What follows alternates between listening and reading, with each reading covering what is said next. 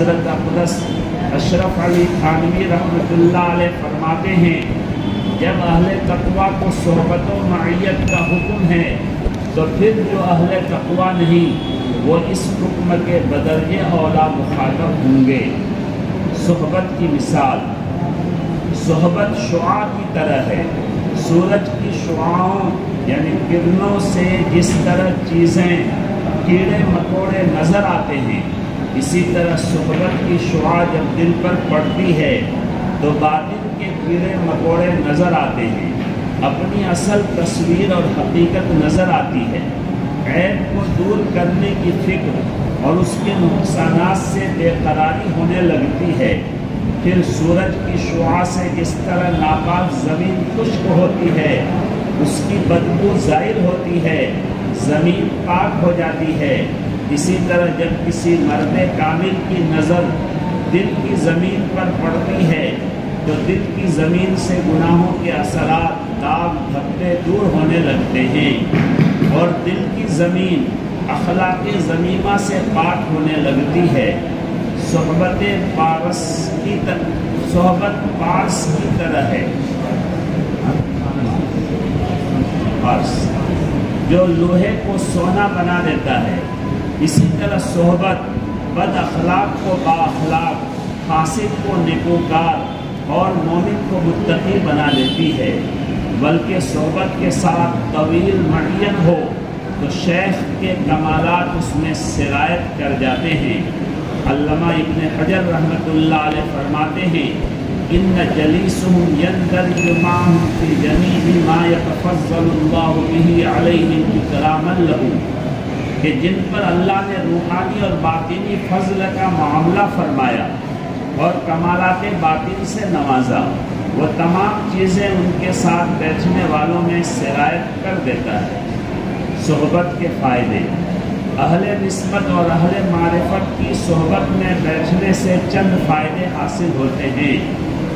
ان کی باتوں میں وہ تاثیر ہوتی ہے کہ نفس کو کچلنا، گناہ سے بچنا آسان ہو جاتا ہے، باطن کی ظلمت کھلنے لگتی ہے، شرمندگی کے ساتھ صدق دل سے توبہ تائب ہوتا ہے۔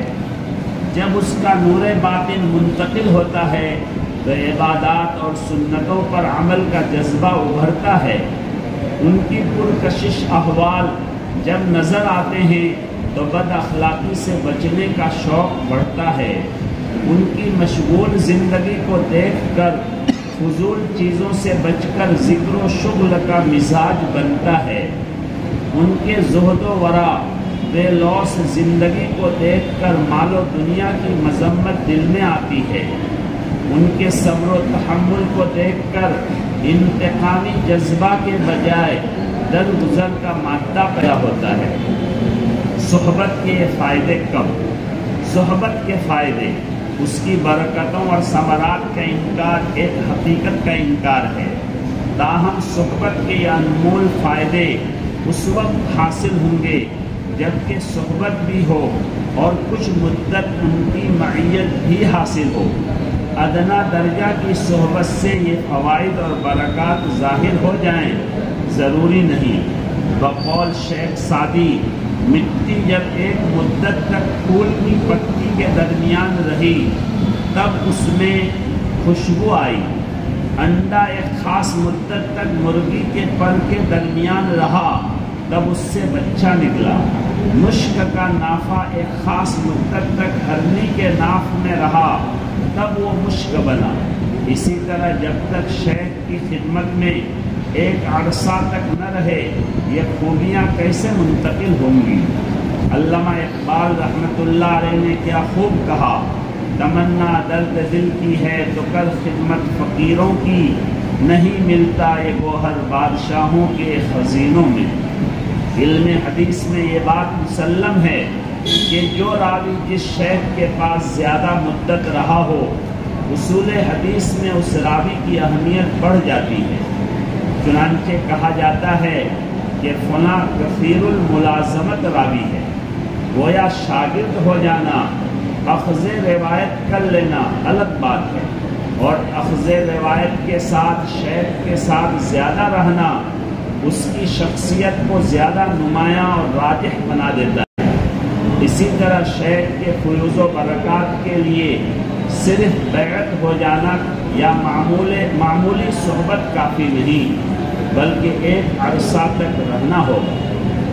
مظہر جانے جانا رحمت اللہ علیہ اور صحبت۔ حضرت مظہر جانے جانا رحمت اللہ علیہ کی مجلس میں یہ بات زیر بحث آ گئی کہ اللہ نے جو وقت اجابت اور وقت مستجاب بنایا ہے، اگر مل جائے تو اس میں کیا دعا کی جائے۔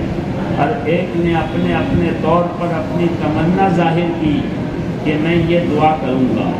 حضرت مظہر جانے جانا رحمت اللہ علیہ نے فرمایا کہ اگر مجھے وہ وقت اجابت مل جائے تو صحبت نیک کی دعا کروں گا کہ اللہ مجھے نیک آدمی کی صحبت نصیب کرے۔ حضرت غلام حبیب علی نقشبندی رحمت اللہ علیہ فرمایا کرتے تھے، نفوس سے نفوس نہیں بنا کرتے بلکہ نفوس سے نفوس بنتے ہیں، یعنی صرف پڑھ لکھ لینے سے آدمی نیک نہیں بنتا ہے، نیکوں کی صحبت میں رہنے سے نیک بنتا ہے۔ شیخ عماد الدین واسطی رحمت اللہ علیہ فرماتے ہیں کہ میں نے اپنے دل کا محاسبہ کیا تو ایمان و یقین کے کمال درجہ سے خالی پایا۔ علامہ ابن تیمیہ کی صحبت میں جا بیٹھا تو شکوک و شبہات کے سارے پردے ختم ہو گئے، دل میں ایمان و یقین کی بہار اور انشراح آ گیا۔ چنانچہ بڑے عالم کا واقعہ ہے کہ حضرت تھانوی رحمۃ اللہ علیہ کی مجلس میں بہت سارے سوالات، علمی اشکالات لے کر گئے تھے۔ حضرت نے ان سے کہا کہ 15 دن تک مجلس میں بیٹھنا ہے اور شرط یہ ہے کہ بولنا نہیں ہے۔ اس کے بعد 15 دن کے بعد حضرت نے ان سے فرمایا کہ اب جو اشکال اور جو سوال ہے وہ کرو۔ تو انہوں نے کہا کہ الحمدللہ سب اشکال ختم ہو گئے صحبت کی برکت سے۔